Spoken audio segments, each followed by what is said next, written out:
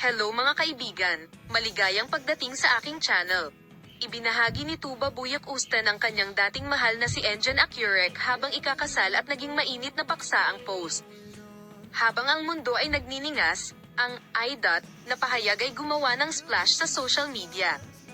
Si Tuba Buyak Ustan, na nagbahagi ng post habang naglalagay ng kolorete sa kanyang dating kasintahang si Enjan Akyurek sa gitna ng karamihan sa araw ng kanyang kasal, ay naghulog ng tala na, "Ako ay nag-aapoy habang ang mundo ay nagniningas."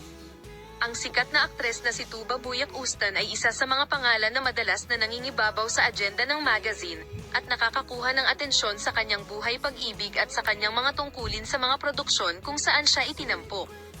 Ang pangalan ni Tuba Buyak Ustan ay binanggit sa mga alingawngaw ng pag-ibig sa maraming tao. Si Enjan Akyurek, ang ex-boyfriend ng kanyang Grand Superior, ay nagpakasal kamakailan. Habang ipinagdiriwang ng mag-asawa ang kanilang kasal kasama ang kanilang mga kamag-anak, nagdulot din ng kaguluhan ang post ni Buyak Ustan.